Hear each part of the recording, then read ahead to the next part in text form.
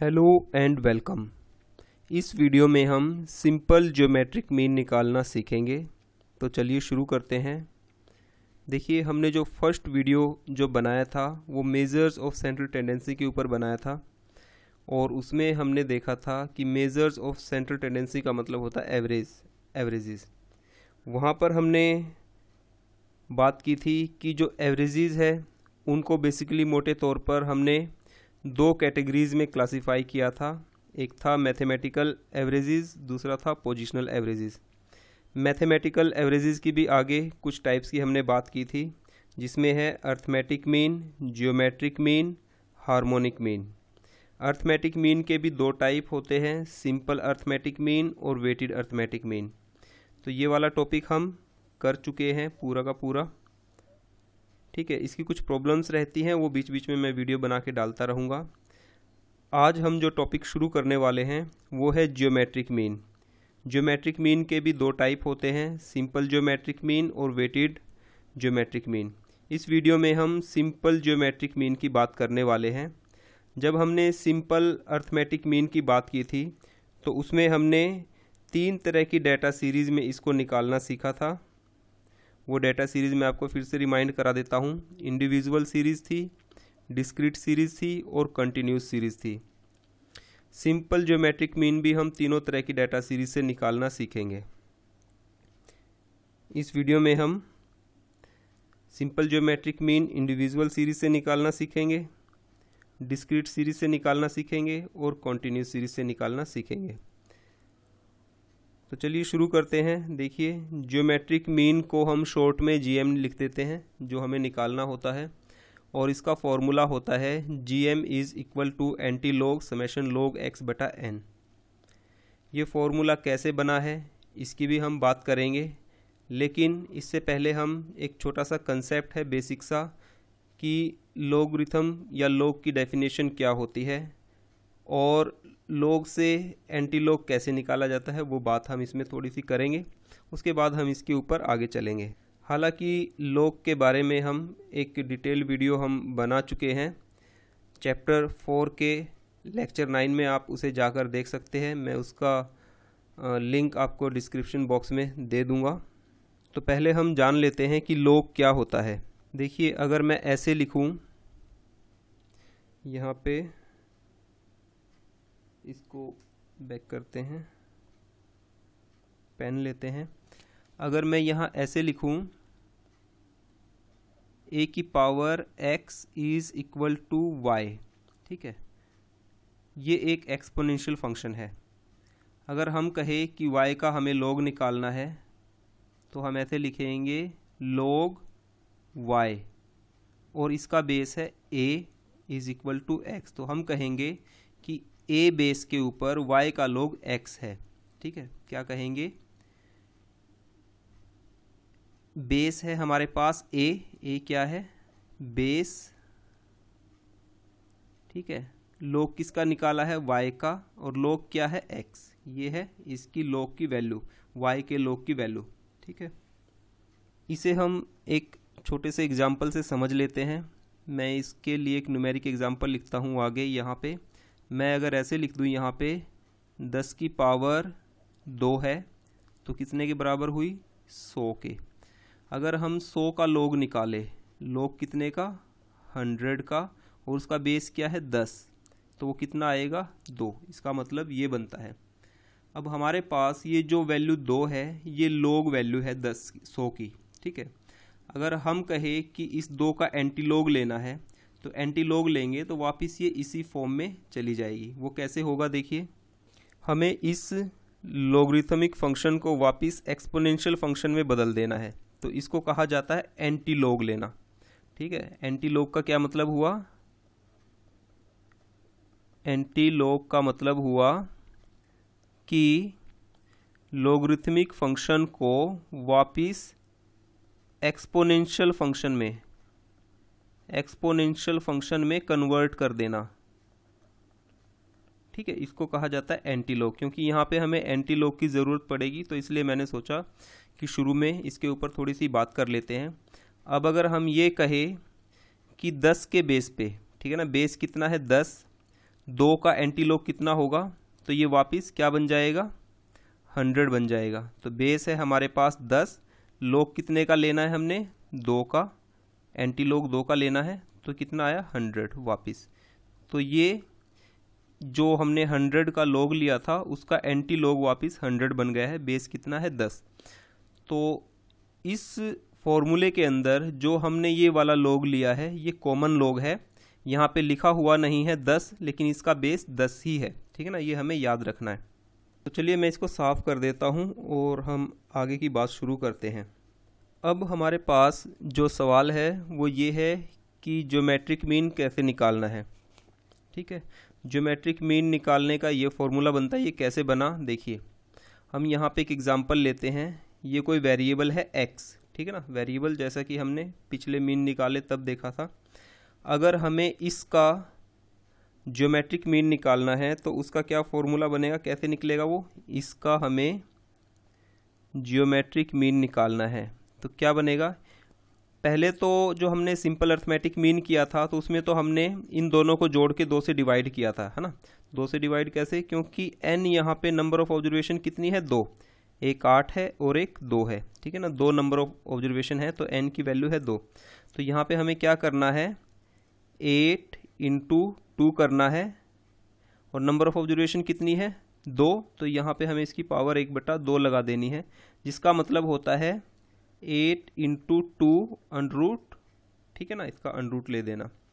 तो ये इसका ज्योमेट्रिक मीन आ जाएगा। कितना बनता है देखिए, अंडरूट 16 कितना होता है, 4 के बराबर। तो इस तरह से हम कहेंगे कि जो ज्योमेट्रिक मीन आया है वो कितना आया है, 4 आया है।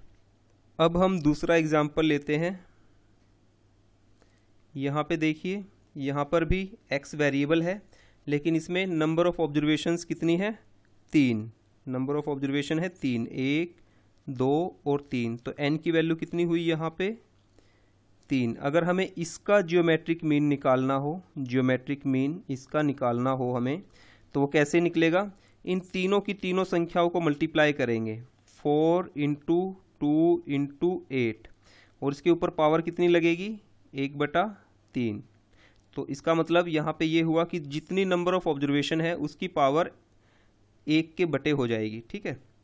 तो अगर हम इनको देखें तो ये क्या बन जाएगा, क्यूब रूट, ऐसे लिख देते हैं हम इसको, और ये हो जाएगा 4 × 2 × 8।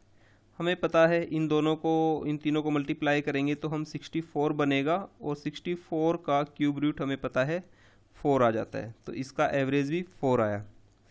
एक और एग्जांपल लेते हैं। यहाँ पे हम ये देखिए, यहाँ पर x वेरिएबल है और इसमें टोटल नंबर ऑफ ऑब्जर्वेशन कितनी है, 1, 2, 3, 4, ठीक है। तो n की वैल्यू हमारे पास यहाँ पे 4 है। अगर हमें इसका जियोमेट्रिक मीन निकालना हो तो कैसे निकलेगा, इन चारों की चारों संख्याओं को, सभी नंबर्स को मल्टीप्लाई करेंगे आपस में, 4 × 2 × 4 × 8, और इसके ऊपर हमें पावर लगा देनी है कितनी, 1/4, क्योंकि नंबर ऑफ ऑब्जर्वेशन कितनी है, 4।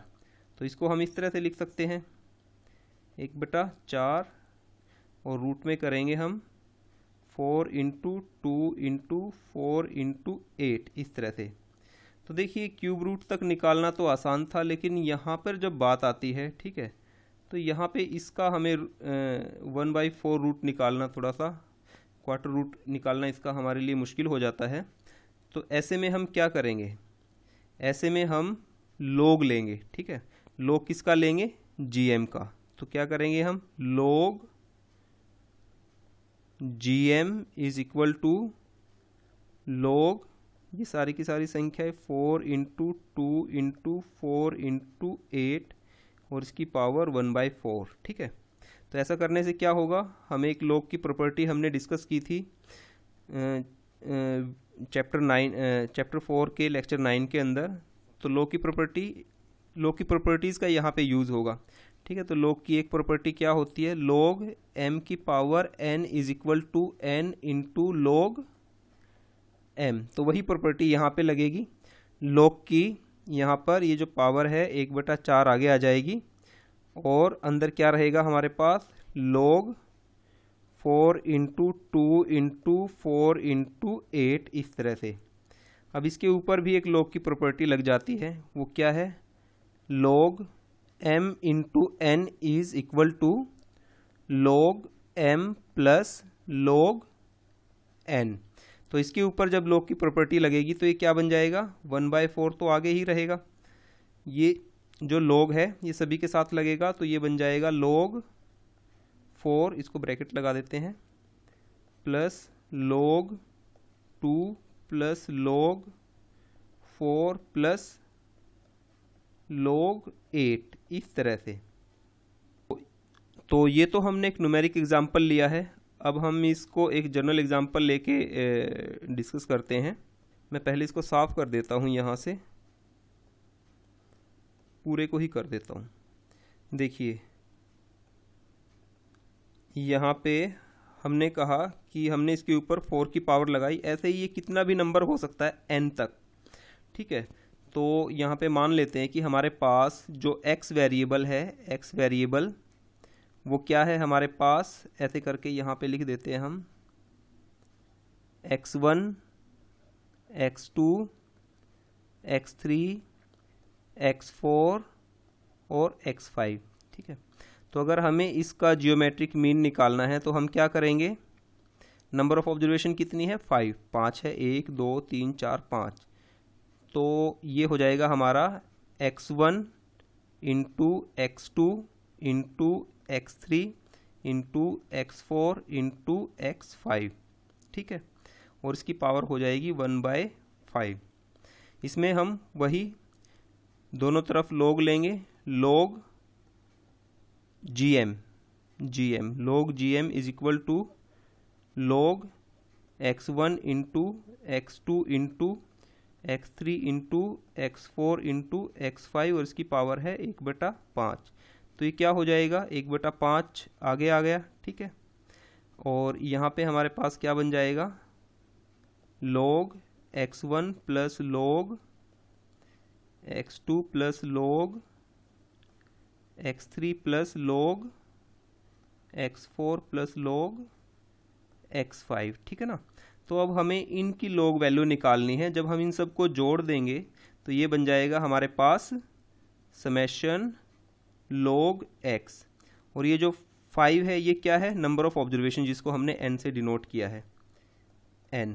अब क्योंकि ये हमारे पास log वैल्यू है gm की, ज्योमेट्रिक मीन की log वैल्यू है, हमें वापस इसको जो न्यूमेरिक वैल्यू है, एक्सपोनेंशियल वैल्यू है, उसमें लेके आना है। तो हम क्या करेंगे, दोनों तरफ इनका एंटी लॉग लेंगे। एंटी लॉग किसका, log gm और log एंटी लॉग लिखना है यहाँ पे,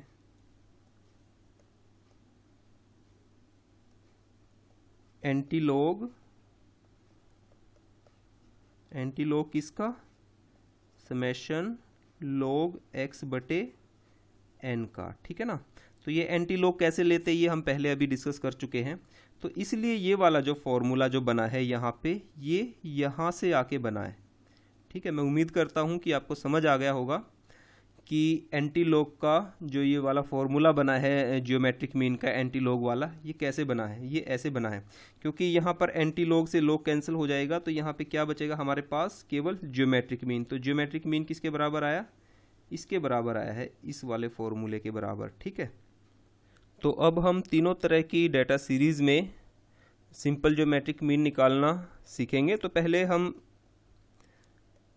इंडिविजुअल सीरीज़ की बात करते हैं। देखिए यहाँ पे हमारे पास ये एक वेरिएबल दिया गया है जिसके अंदर टोटल 10 ऑब्जर्वेशन है। टोटल नंबर ऑफ ऑब्जर्वेशन कितनी है, 10।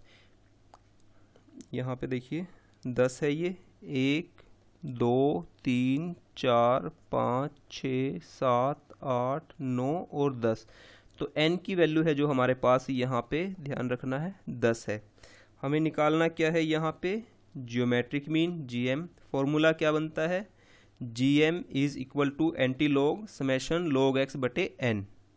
तो हमें करना क्या है, ये जो x वेरिएबल जो सीरीज़ ये हॉरिजेंटल दी है, हमें इसको वर्टिकली लिख लेना है ऐसे करके, ऐसे।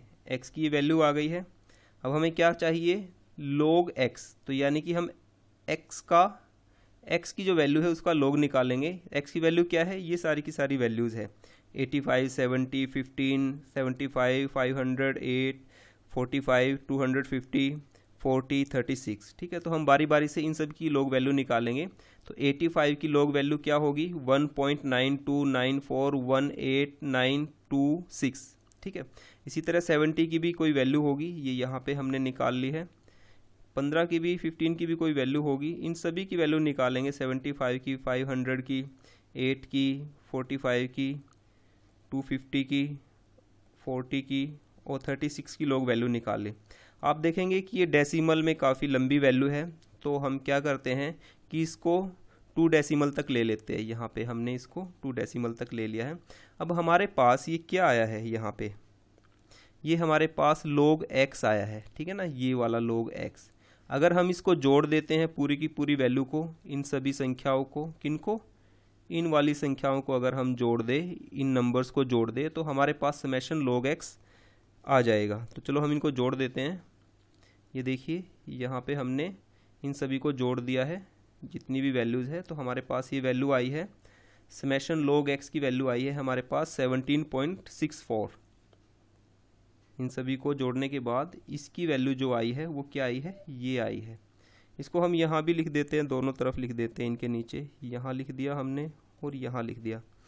तो हमारे पास आया क्या है, हमारे पास समेशन log x आ गया है। समेशन log x की वैल्यू, n की वैल्यू हमें पता है हमारे पास 10 है यहाँ पे।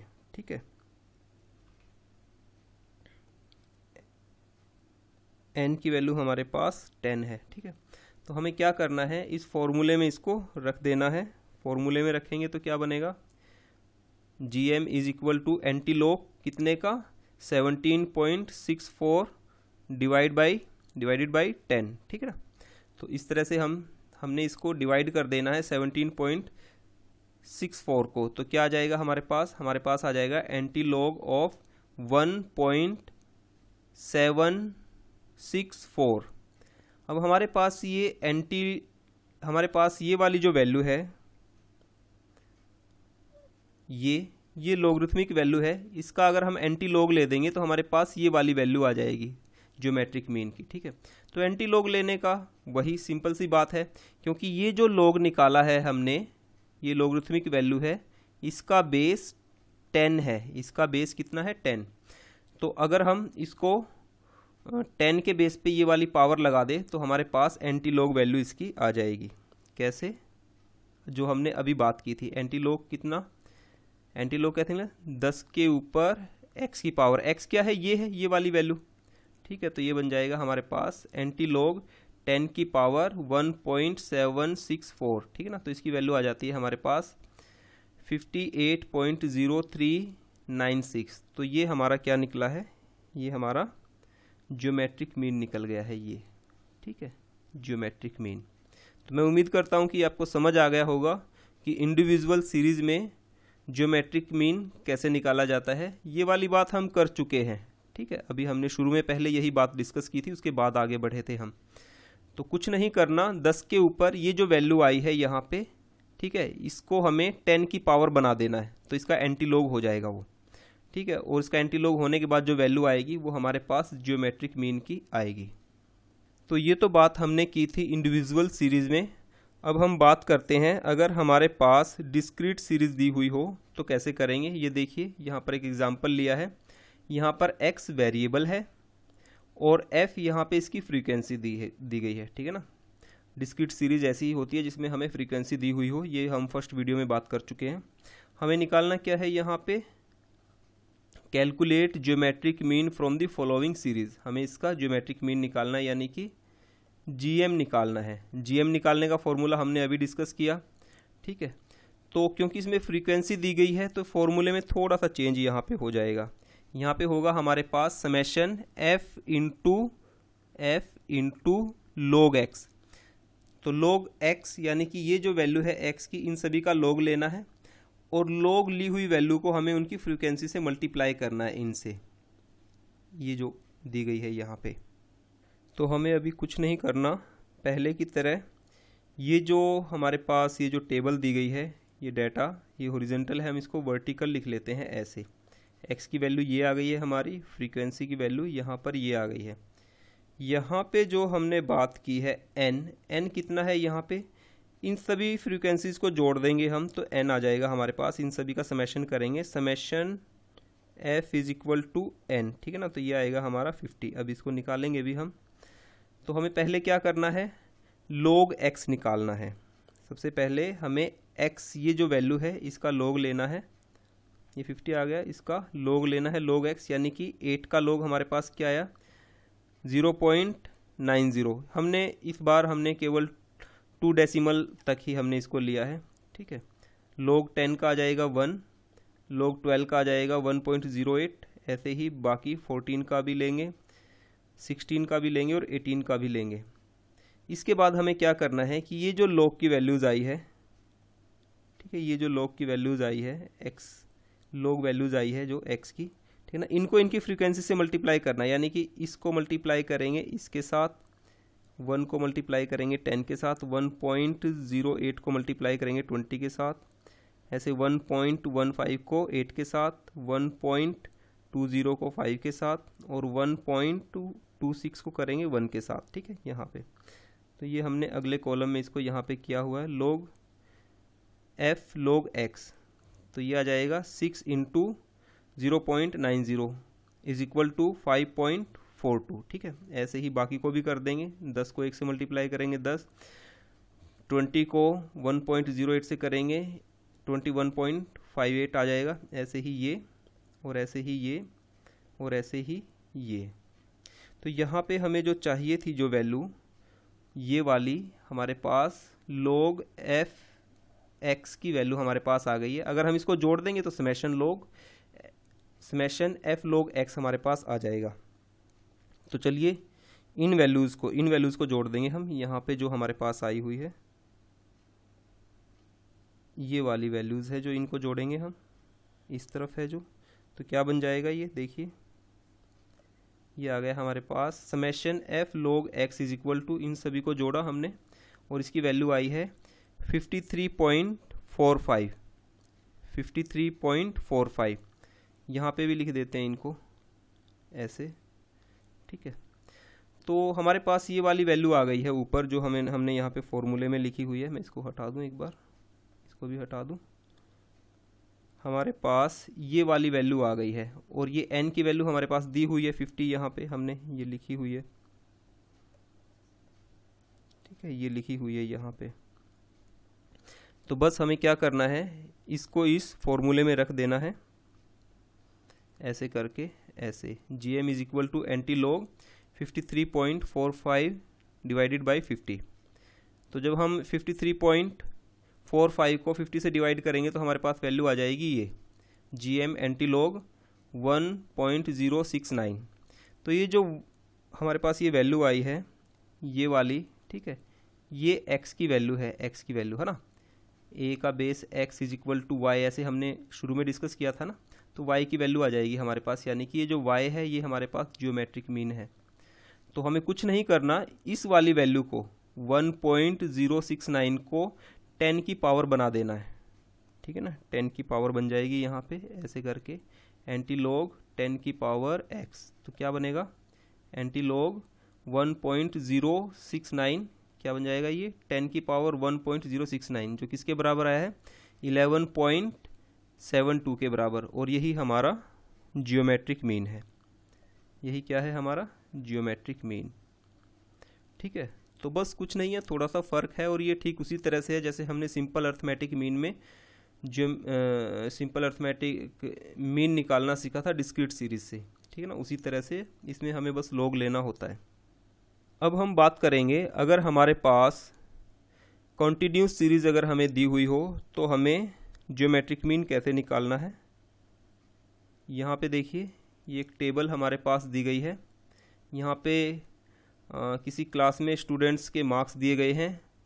0 से 10 के बीच में 4 स्टूडेंट्स के मार्क्स आए हैं, 10 से 20 के बीच में 8 स्टूडेंट्स के, 20 से 30 के बीच में 10 स्टूडेंट्स के, 30 से 40 के बीच में 6 स्टूडेंट्स के, और 40 से 50 के बीच में 7 स्टूडेंट्स के। तो यहाँ पे हमें ध्यान रखना है कि ये जो मार्क्स है ये हमारे वेरिएबल है, इसको x से डिनोट करेंगे, और नंबर ऑफ़ स्टूडेंट्स है ये हमारी फ्रीक्वेंसी है। ठीक है, तो टोटल नंबर ऑफ़ स्टूडेंट्स कितने हैं यहाँ पे हम इनको काउंट कर लेंगे, इन सभी को जोड़ देंगे। हमें निकालना क्या है यहाँ पे, calculate geometric mean from the following series. ठीक है, तो हमें यहाँ पे GM निकालना है। कॉन्टीन्यूस सीरीज़ में ज्योमेट्रिक मीन निकालने का फॉर्मूला क्या बनता है, ये बनता है anti log summation f log m। अब ये m क्या है इसकी बात करेंगे यहाँ पे, ये नई चीज़ है, डिवाइडेड बाई n। n यहाँ पे टोटल नंबर ऑफ़ ऑब्जर्वेशंस है। टोटल नंबर ऑफ़ ऑब्जर्वेशंस का मतलब ये है कि अगर हम इन सभी को जोड़ दें, ठीक है, ऐसे करके, तो ये हमारी टोटल नंबर ऑफ़ ऑब्जर्वेशंस बन जाती है।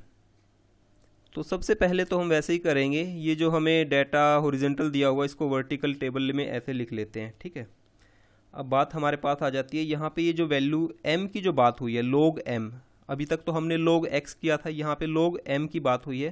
तो log m क्या है हमारे पास, मिड वैल्यू। मिड वैल्यू क्या होती है, देखिए मिड वैल्यू होती है अगर हम x की वैल्यू में एक मिनिमम वैल्यू है, एक मैक्सिमम वैल्यू है, यानी कि 0 से 10 के बीच में है। तो अगर हम यहाँ पे लिखता हूँ मैं इसको, 0 प्लस 10 को 2 से डिवाइड कर दे तो हमारे पास क्या आएगा, 10/2 इज इक्वल टू 5। तो ये हमारी मिड वैल्यू आई है। ठीक है ना, जो हमने यहाँ पे लिखी हुई है मिड वैल्यू, तो यहाँ पर हम मिड वैल्यू लिखेंगे। ऐसे ही 10 से 20 के बीच की मिड वैल्यू क्या आएगी, 10 प्लस 20/2 यानी कि 30/2, ये बन जाएगा हमारा 15। तो इसकी मिड वैल्यू हमारे पास 15 आएगी। ये सारी की सारी हम अभी निकालते हैं। m क्या बना हमारे पास, 0 प्लस 10/2 इज इक्वल टू 5। ऐसे ही 10 plus 20 divided by 2 is equal to 15। ऐसे ही ये 25, 35 और 45। तो ये वाली हमारे पास मिड वैल्यूज़ आई है, ये वाली मिड वैल्यूज़। हमें इन मिड वैल्यूज़ का लॉग लेना है। यहाँ पे जो log m लिखा हुआ है ये वाला, तो हमें इन मिड वैल्यूज़ का लॉग लेना है। यहाँ पे log m, तो 5 का log क्या बन जाएगा, 0.70। ऐसे ही 15 का log 1.18, 25 का log आएगा हमारे पास 1.40। ऐसे ही 35 का log 1.54 और 45 का log 1.65। ऐसे अब हमें क्या निकालना है, हमें निकालना है f log m, यानी कि ये जो हमारे पास log m की वैल्यू आई है इसको हमें इसकी कोरस्पॉन्डिंग फ्रीक्वेंसी से मल्टीप्लाई करना है। यानी कि 0.70 को इसको मल्टीप्लाई करना है 4 के साथ, इस वाली वैल्यू को 1.18 को मल्टीप्लाई करना है 8 के साथ, 1.40 को मल्टीप्लाई करना है 10 के साथ, 1.54 को मल्टीप्लाई करना है 6 के साथ, और 1.65 को मल्टीप्लाई करना है 7 के साथ। ऐसे तो हमारे पास ये वाली वैल्यू आ जाएगी f log m। क्या आएगा, f log m, यानी कि f को और log m को मल्टीप्लाई किया तो वैल्यूज़ आई हमारे पास ये वाली। यहाँ पे हमने इनको मल्टीप्लाई किया है। तो यहाँ पे जो हमारे पास है समेशन f log m, तो f log m का मतलब ये हुआ कि हमें इन सब को जोड़ देना, इन सब को जोड़ देंगे हम इनको, तो हमारे पास ये वाली वैल्यू आ जाएगी पूरी की पूरी, ये समेशन f log m। तो ये वैल्यू क्या आती है, पहले हम इसको यहाँ से साफ़ कर देते हैं, यहीं पे इसको लिख लेंगे। ठीक है, तो ये वैल्यू आई हमारी, हमने इनको जोड़ दिया है इक्वल के राइट साइड जो लास्ट कॉलम में वैल्यूज़ है। Summation f log m is equal to, इन सभी को जोड़ेंगे, ये आई हमारे पास 47.103, और इसको हमें डिवाइड कर देना है n से, number of observation. Number of observation हमारे पास कितनी है, 35। इन सभी को अगर हम जोड़ देंगे तो 35 बनता है। तो चलिए इसको हम करते हैं, यहाँ पे भी लिख देते हैं हम समेशन f log m 53.45, और इसको यहाँ पे फॉर्मूले में भी रख देते हैं, एंटी लॉग 47.03/35।